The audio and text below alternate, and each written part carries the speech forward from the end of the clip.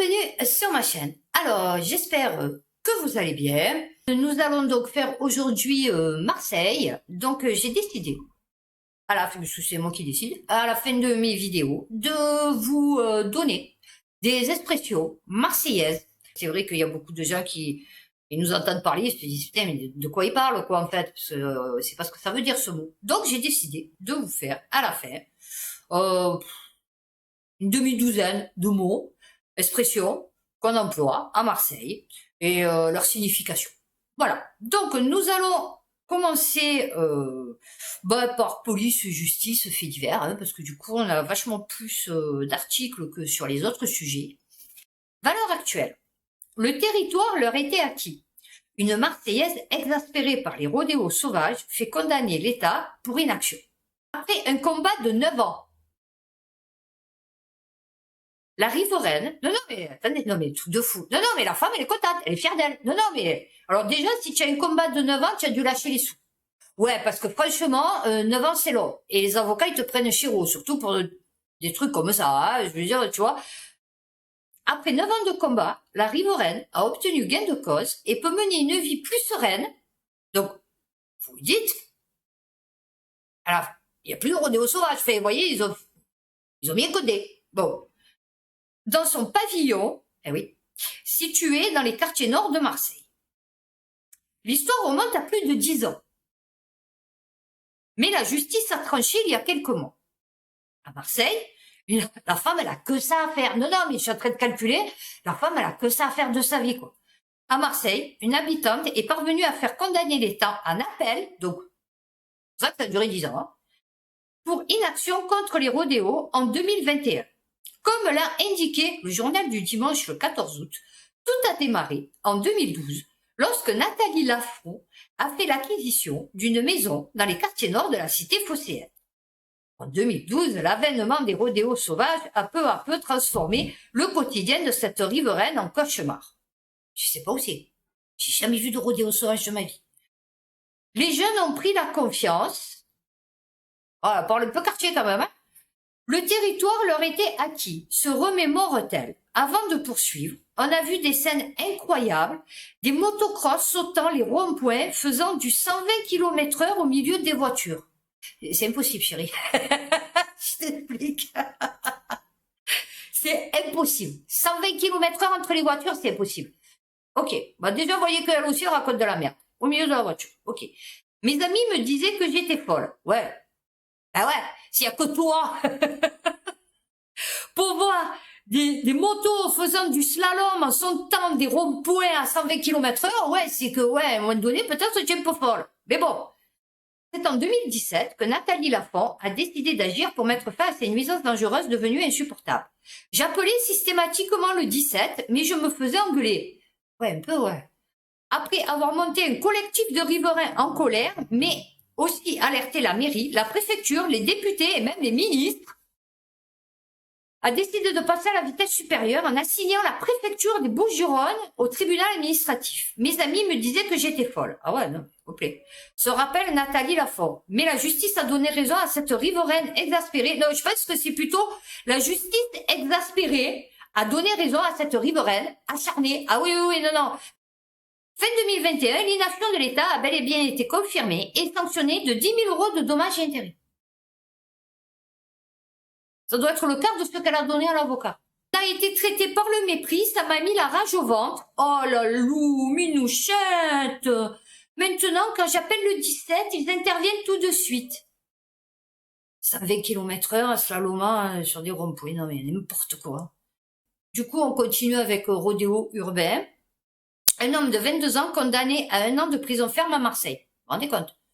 Bon, d'accord, ok. On va faire des en moto, ok, pas de problème. 1 an de prison ferme, le mec tue. C'est mort, il ressort, il s'est volé une voiture.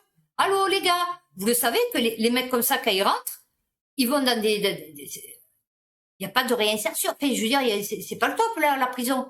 Il va sortir, il va faire pire. En plus, il va galérer pour trouver du boulot. Il va se dire, ouais, c'est de la merde. Tu vois, la société, machin et tout. Non, mais c'est magnifique. Mais c'est pas ça. Le pire, c'est pas ça. Le pire, c'est pas ça. Non, parce que là encore, bon, ok. Il s'est fait condamner. Allez, il faisait des rodéos urbains, il s'est fait... Ok. Donc, il faisait une roue arrière tout en roulant sur la rocade L2 de Marseille, aussi appelée autoroute A507. Ah, d'accord. Il a pris un chasse à plusieurs centaines de mètres, puis le deux roues a fait demi-tour et a pris une sortie d'autoroute à contresens. Il a été interpellé en juillet dernier, après 8 mois d'enquête. Non, mais c'est pas le tout. Vous allez me dire, oui, d'accord, pour le retrouver, peut-être, ok, bon, un récidiviste. Lui aussi, peut-être, il faisait partie de ceux qui faisaient du 120, en slalomant entre les voitures, en sautant les repoints, à Marseille. Ok? Non, attendez.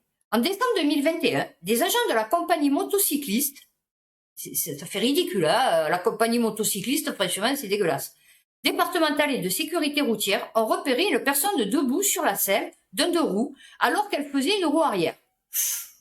Oula, il devait mener le mec. Je t'explique. Alors ça me plaît. Ah ouais, moi j'aime tout ce qui est dangereux. Eh ouais, moi j'ai pas peur. Donc il faut pas le faire. Donc ils l'ont pris en chasse sur plusieurs centaines de mètres. Puis le deux roues a fait demi-tour et a pris une sortie d'autoroute à contresens. Ok, super dangereuse, qu'il faut pas faire. Ok, d'accord. Une enquête préliminaire a alors été ouverte. Plusieurs mois plus tard, les enquêteurs ont réussi à identifier ce jeune homme de 22 ans. Ils ont aussi trouvé des vidéos de ses acrobaties sur les réseaux sociaux. C'est-à-dire que le mec, qu'ils ont mis 8 mois d'enquête pour le retrouver, publié ses, comme on dit, ses exploits sur les réseaux sociaux. Et ils ont mis 8 mois pour le retrouver. La police n'imagine pas, en fait, que les jeunes postent des vidéos sur les réseaux sociaux. Twitter, Facebook, n'importe, ça fout avec toutes les plateformes qu'il y a. Ils y vont pas. Ils ont fait 8 mois d'enquête pour un mec qui publiait, en fait, ses exploits sur les réseaux sociaux. Ah ben, elle est forte, la police, hein. Moi, je vais vous le dire. BFM Marseille. Soit tu finis en prison, soit tu meurs. Le témoignage d'un jeune dealer marseillais désormais repenti. Ah ouais, quand je vous dis, s'il n'arrêterait pas l'école, il serait pas là, entraîné dans les rues. Donc déjà, à la base, fais que l'école, elle soit bien. Fais que l'école, tu as envie d'y aller, en fait. Que, je sais pas, tu vois, moi, à l'école, je me fais, ouais, c'était bien. Mais, tu vois, un peu plus ludique. Le mec qui te raconte l'histoire, ça serait bien qu'il te raconte l'histoire, mais, je sais pas, à sa manière, ou j'en sais rien. Mais bon, tu vois, tu essayes de trouver un truc qui approche les jeunes, tu vois. Comme il y en avait qui faisaient, peut-être pas tout, mais des cours en chanson, ou, vous voyez, ou l'histoire, mais moi, des fois, j'explique l'histoire à ses potes. Ils sont là, ils me regardent, ils sont comme ça. Parce que, par exemple, je sais pas, moi, je vais en parler, mais avec mes mots à moi. Vous voyez, de maintenant. Brian est un repenti. Il n'est pas encore majeur, mais il a déjà vécu plusieurs vies. Il y a 3-4 ans, l'adolescent arrête l'école. Donc, il n'est pas encore majeur. Donc, ça fait 3-4 ans, il a arrêté l'école à 14 ans. C'est-à-dire au collège. Comment ça se fait que ton enfant, il arrête l'école au collège, en fait? Oui, je vous dis, tout part de la base. Rejoint Marseille et devient dealer, attiré par les bonnes payes. Aujourd'hui, la drogue est désormais derrière lui, le voilà de nouveau scolarisé. Il retrace son parcours au micro de BFM Marseille-Provence. C'est bien, c'est bien.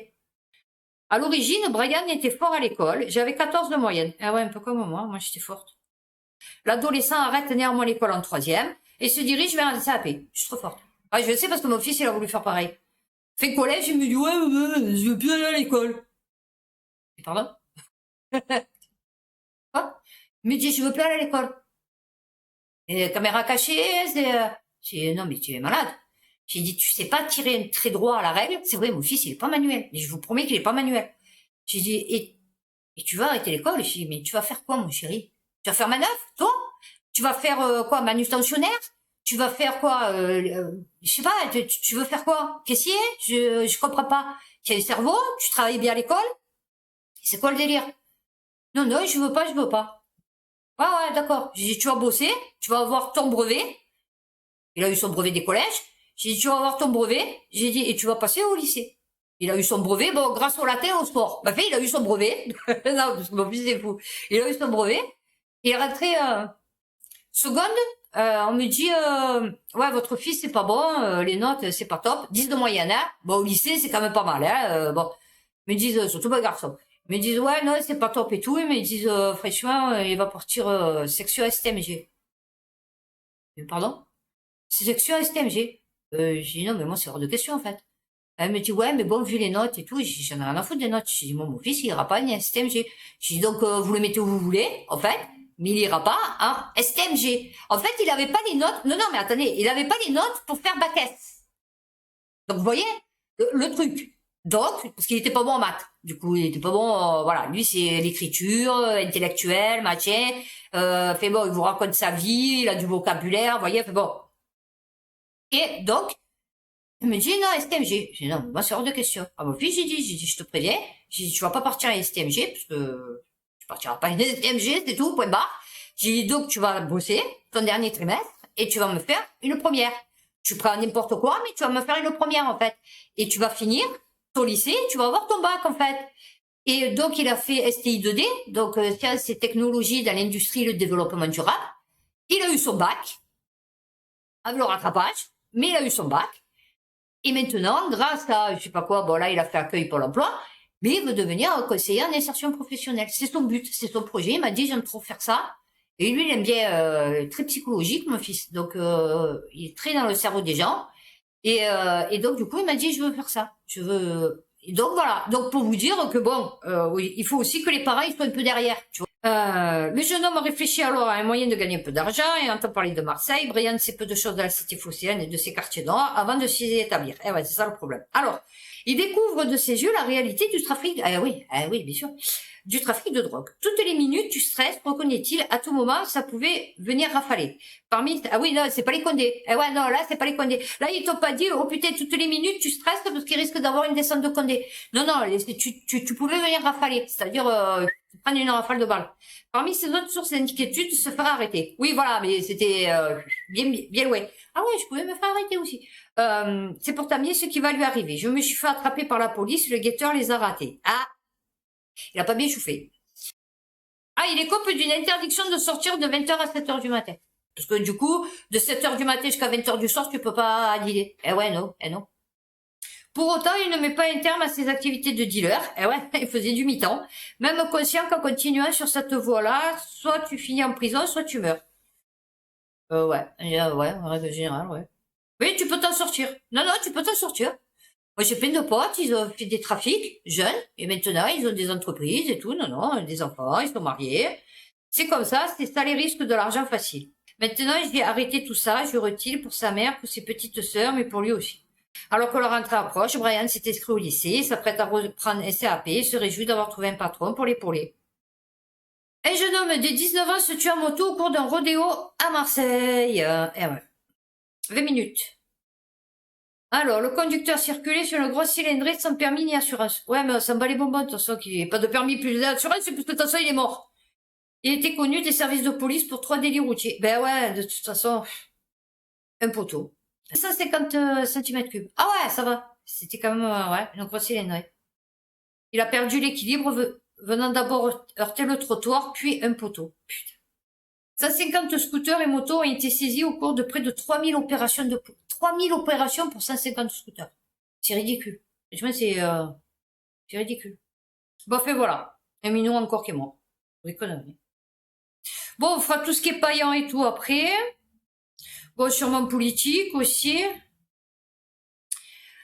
Le Figaro, Darmanin révèle que 55% des délinquants interpellés à Marseille sont étrangers. Ah oui, ça c'est sûr. Ah bah ouais, à Marseille, c'est compliqué. Hein. Moi, je t'explique. Ah ouais, non, mais interrogé par le JDD sur le lien entre immigration et délinquance, le ministre de l'Intérieur a communiqué quelques statistiques sur la surreprésentation des étrangers. Ah oui, mais à Marseille, c'est normal, c'est comme si tu dis à Paris, tu vois, ou à Seine-Saint-Denis. Maintenant, tu vas dans le Vercors, ouais, c'est sûr que c'est plus compliqué. 48% des gens interpellés pour des actes de délinquance à Paris, 55% à Marseille et 39% à Lyon. Ah, bientôt, tu vas voir. Vous allez tous passer comme à Marseille. Ah ouais. Si la surreprésentation des étrangers parmi les détenus en France est bien renseignée et depuis longtemps par les services généraux, il est plus rare en revanche que Beauvau communique de telles statistiques. C'est con de donner des chiffres, surtout quand ils sont tout pourris. Celle-là. Non, non, mais celle-là, putain, il y a qu'à Marseille qu'on voit ça. Non, non, je vous promets, il y a qu'à Marseille qu'on voit ça. BFM, Marseille. Marseille, un individu, non, non, mais attendez, un individu percute deux piétons et s'en va pour ne pas être en retard à la prison. Non, c'est bien. Des témoins l'ont entendu et se sont rendus à la prison des Baumettes où il a été identifié. Ils se sont rendus à la prison des Baumettes. Alors, attendez. Déjà, les genoux, l'histoire. C'est un peu comme le tiroir en trottinette, vous voyez. Commettre un délit puis donner son itinéraire. C'est la mauvaise idée qu'a eu un individu qui a percuté 2 piétons jeudi sur le chemin de Morgiou, dans le 9e arrondissement, ouais, d'accord, de Marseille. L'homme a rapidement quitté les lieux et a poursuivi son chemin avec pour justification « Je vais être en retard en prison ». Ces propos sont arrivés aux oreilles de témoins. Ayant vu la scène, ils se sont alors rendus au centre pénitentiaire des Baumettes, situé à proximité. Sur place, ils ont réussi à identifier l'individu. Ce dernier a pu être interpellé. Mais ça alors? Non mais franchement. Non mais c'est surtout comme il le raconte. C'est venu aux oreilles des témoins. Ouais, les témoins ont entendu. Ouais. C'est venu aux oreilles des témoins. Putain, il faut toujours qu'ils mettent des papillons autour. Alors. Et là, vous voyez, là, je vais vous lire un truc. Pour moi, c'est bien plus grave que des rodéos sauvages. Marseille, le parquet enquête sur des vols et détournements présumés au sein du parc automobile de la ville. Donc ça, c'est 20 minutes. Une tractopelle disparue, des véhicules dépecés avant d'être démolis, détournement de carburant, dénoncé par un agent de la ville de Marseille qui dit subir depuis des menaces et harcèlements. Ces agissements font l'objet d'une enquête du parquet. Voilà, moi, personnellement, c'est plus grave ça qu'un rodéo sauvage. Une plainte déposée auprès du parquet de Marseille sujet à un réseau de détournement de biens publics organisé au sein d'un service du parc automobile municipal. Selon la plainte, alors l'objet ces dernières années de diverses irrégularités qui s'apparentent à des détournements de biens publics dénoncés par un agent de la municipalité. Alors, véhicule destiné à la destruction était beaucoup plus léger que le poids qui était indiqué sur les cartes grises. Alors, des véhicules garés hors du parking avaient les clés dessus. Ah ouais, tranquille. Ah ouais, ma foi. Dans sa rédaction, la plainte fait également état de détournement de carburant, de police d'assurance qui continuait à être souscrite plusieurs mois après la fin de service du véhicule. Ou encore des véhicules effectivement détruits de nombreux mois après l'ordre de mission, laissant penser que ceux-ci ont été utilisés entre-temps pour des usages personnels. Ah ouais. Une bande organisée? Non. Je vous dis, tout est corrompu. Voilà, tout est corrompu. C'est de la corruption, enfin, façon de parler, mais c'est de la corruption. C'est du chantage, ça marche comme ça maintenant. Hein. Vous voyez que quoi? Ça me fait rire, les gens qui, oh mon Dieu, oh ouais, non, tout.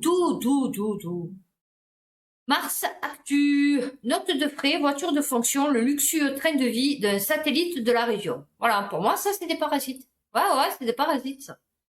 La Chambre régionale des comptes passe au crible la gestion de l'AREA, la société publique d'aménagement de la région.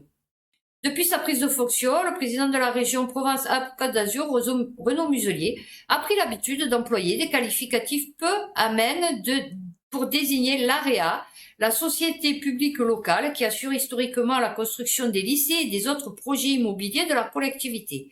Sa détestation est telle qu'il a décidé de mettre fin à son existence à l'été 2023 pour récupérer en interne les fonctions d'aménagement. L'agence régionale, ah ouais, c'est ça, l'agence régionale d'équipement et d'aménagement. Ah ouais, c'est ça.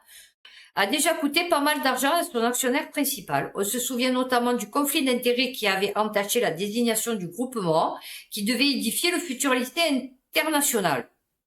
La bourde de l'AREA avait entraîné le paiement de 3,7 millions en diverses indemnités. Alors, l'usage dispendieux de l'argent public atteint en effet des niveaux vertigineux quand on monte la voie hiérarchique. 3 cartes bleues circulent dans la société, dont une destinée à régler les frais de représentation et de déplacement du directeur général. Durant ouais, c'est ça, il veut la carte lui aussi. Ouais, t'as qu'à faire, ouais.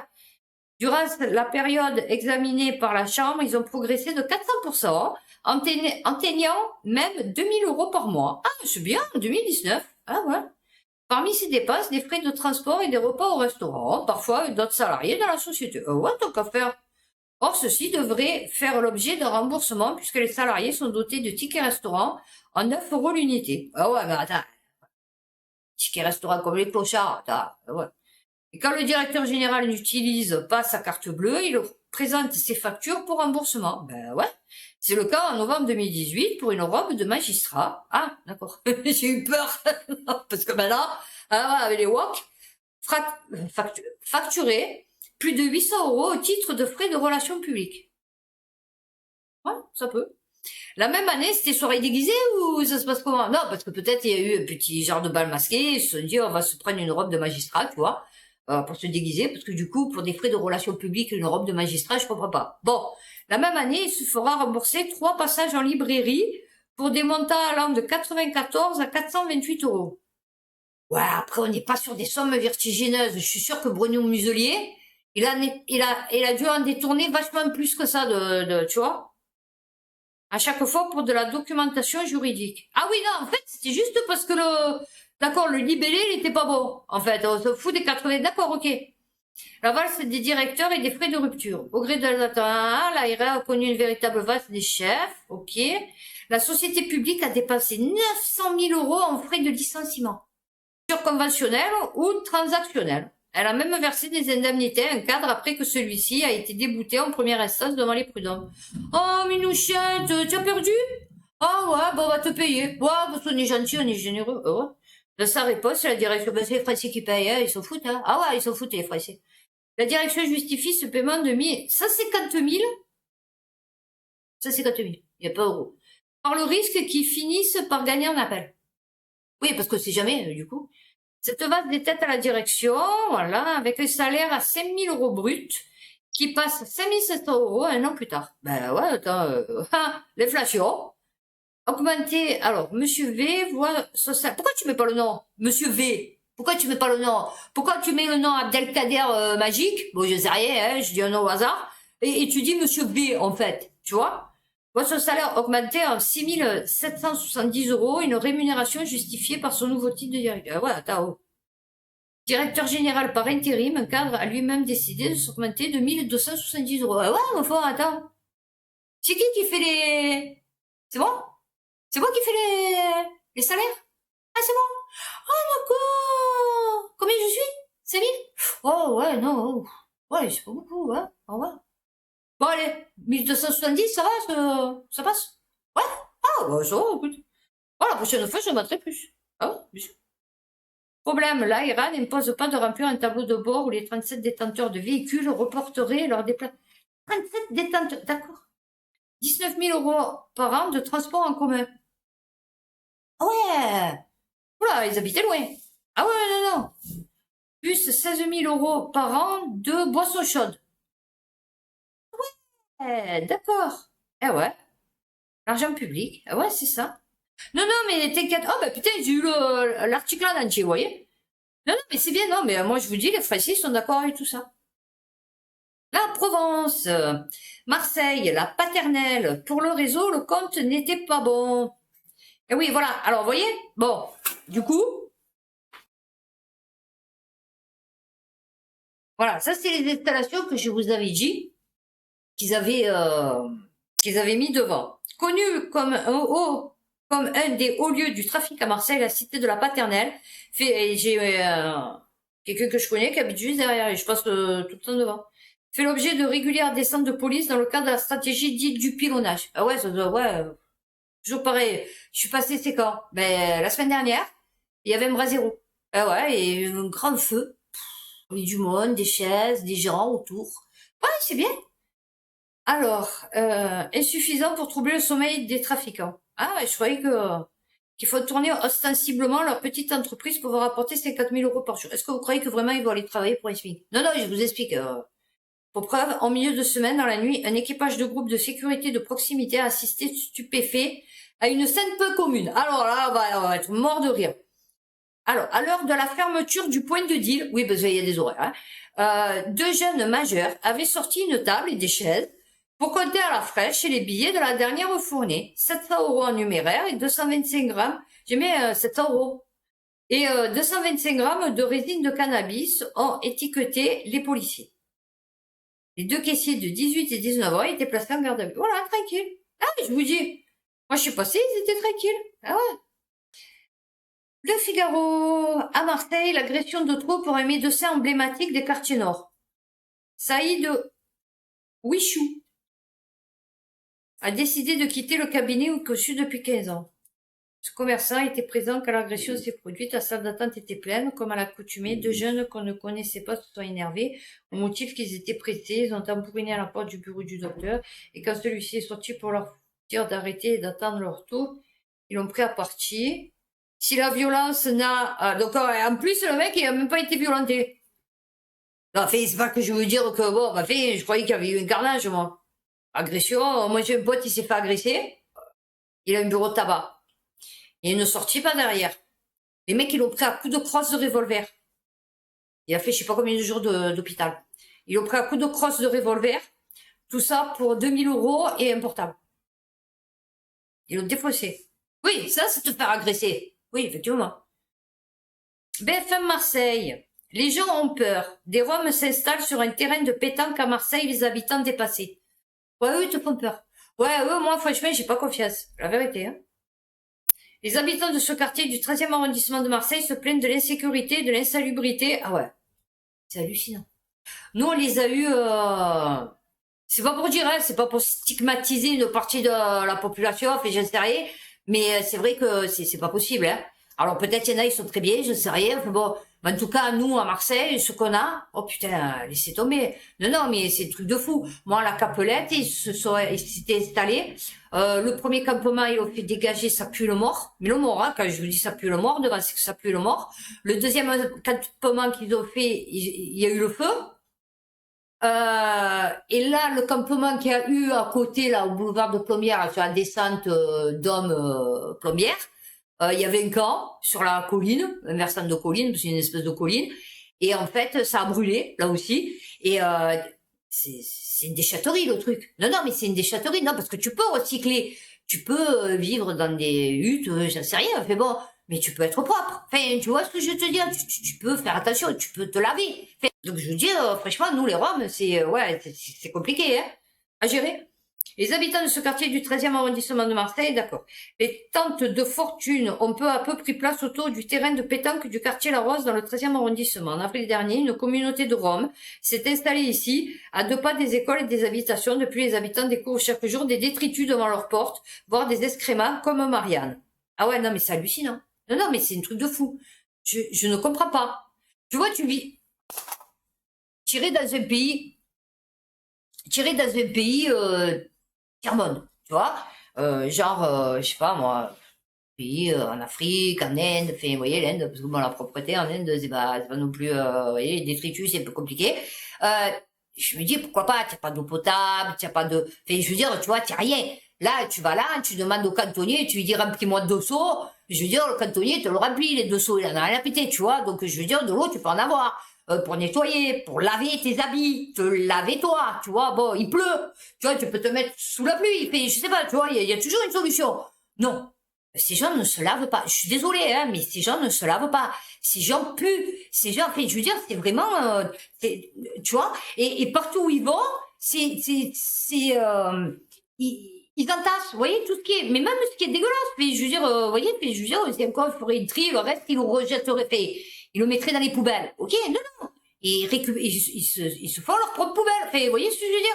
Non, mais c'est des trucs de fou. Alors, je suis désolée, hein, pour ceux qui auraient les oreilles qui frissonnent, mais c'est la vérité. Moi, je suis là pour dire la vérité. Donc, oui, c'est la vérité. Quand il y a des Roms, je suis désolée, pour ceux qui ont jamais vu des camps de Roms, quand il y a des Roms, c'est très compliqué. Ouais, point de vue salubrité et odeur, c'est très compliqué. Ouais. Les Roms ne sont pas sponsorisés par des shampoings ni par des gels douche. Voilà. Alors, la solution, là, assure Marion Bareil. Alors, elle, c'est elle qui s'occupe, la mère du 13e et 14e. C'est de pouvoir installer un portique. Je suis sans voix. Ouais, non, je sais même pas si je vais pouvoir finir la vidéo. Tu veux empêcher les Roms de s'installer sur un terrain de pétanque avec un portique? Alors, 20 minutes, Marseille, pourquoi des clans s'entretuent? La réponse. Non, mais la réponse. Parce qu'il y a beaucoup de consommateurs. Ah, maintenant, c'est la faute des consommateurs. Non, mais c'est mort de rire. Maintenant, c'est la faute des consommateurs s'il y a des dealers. D'accord. Ok. Après un week-end meurtrier sur le plan des règlements de compte, ouais, enfin, comme d'habitude, la préfète de police de Marseille, Frédéric Camilleri, défend sa stratégie et appelle les consommateurs à prendre leurs responsabilités face au trafic de drogue. Non, non, mais quand je vous dis qu'on est passé de l'autre côté du miroir, que tout est inversé. Ah ouais, non, j'ai jamais vu ça, moi. Maintenant, ils vont nous mettre en prison à la place des dealers. Et les dealers, ils vont les psychanalyser. Eh ouais, parce que plus cher, c'est à cause de nous s'ils vendent. Eh ouais, c'est sûr. Enfin, de nous. Façon de parler, mais je veux dire, c'est à cause des consommateurs s'ils vendent. Ce week-end, 3 personnes ont été tuées à Marseille, vraisemblablement de nouvelles victimes. Non. Tuerais à la Kalachnikov, comme ça, dans la rue? Tranquille? Non. C'est pas des règlements de compte, ça. La préfète de police des Bouches-du-Rhône revient sur ces faits et sa stratégie pour lutter contre ce phénomène. Non, mais mort de rire. Alors que le nombre de fusillades est en hausse selon ses dires. Alors bon, déjà, ça serait mieux selon ces chiffres, hein, parce que déjà, ça serait mieux qu'on se base par rapport à des chiffres et non pas à des dires. Mais bon, Frédéric, alors c'est là aussi, pareil que Nono, l'embrouille, en dessous de sa photo, Frédéric Camilleri estime par ailleurs que les consommateurs ont leur part de responsabilité dans ces règlements de compte à Marseille. Ah non, mais moi, à un moment donné, je vais m'arrêter de lire les... Ah ouais, non, j'y arrive plus. Non, j'y arrive plus. Comment c'est de notre faute s'il y a des règlements de compte à Marseille? Enfin, comment c'est la faute des consommateurs, des gens? Parce que des fois, tu peux aller acheter, sans que ça soit pour toi, tu vois, tu vas chercher pour un pote, je veux dire, tu vois, toi tu fumes pas, moi j'avais des potes, ils allaient chercher à la place d'autres potes. Bon, voilà, parce que les potes ils se sentaient pas, parce que bon. Troisième arrondissement. Du Moulin de Mai, par Félix Piat. Ah, c'est dans le troisième. Donc, ces nouveaux homicides laissent présager une nouvelle année noire. Non, mais non. Ah ouais, ils étaient contents parce qu'il y avait eu le confinement. Ils se sont dit, c'est bon. Ah ouais, mais attends, oui, chérie, ça y est. Et comme tu peux plus mettre de confinement, ah ouais. N'est-ce pas un constat d'échec? Chaque fois qu'il y a un mort, c'est un constat d'échec. Ah ouais. Qu'est-ce que vous voulez que je vous dise? Ah bah ouais. Ouais, qu'est-ce que tu veux que je te dise, moi? La police est là pour prévenir les crimes, hein, mais pas pour arrêter les meurtriers. Tu as vu, ils sont là pour les prévenir, mais pas pour les arrêter. Ah ouais, non. La police est là pour prévenir les crimes, les élucider, remettre les auteurs. Ah ouais, non, vachement. 17%? Je crois des crimes sont élucidés par la police.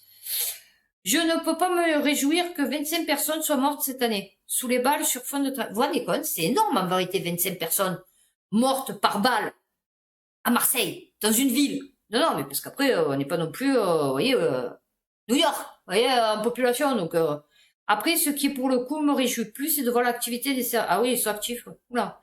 Oh. Ah oui, on n'a jamais... Ah oui, interpellés, tu les interpelles. Mais bon, après, ils sont remis en liberté. Donc, 30% cette année, par rapport à l'année dernière.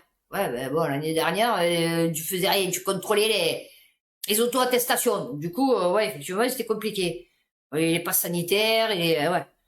Alors, là, du coup, maintenant, tu es obligé de faire ça. Et c'était la meilleure année depuis qu'on fait des stats. Voilà, vous vous rendez compte, comme il parle? Ce sont des résultats tangibles. On n'a jamais autant mis d'amende aux consommateurs. Vous vous rendez compte? C'est un gerbé. On en fait plus de 1000 par mois à Marseille. Ils sont contents parce qu'ils mettent des amendes à des consommateurs de shit. C'est pas le coup. Mais ça va régler quoi comme problème? Bon, d'accord, tu te prends des sous, mais ça règle quoi comme problème? Moi, j'aimerais bien quand même savoir, à la base, combien exactement l'État perçoit sur notre compte, en fait. En comptant tout, mais tout. Parce que franchement, on enfile des sous, hein, moi je vous le dis. Hein. Mais là, c'est la faute du consommateur. Ah non, mais moi, non, mais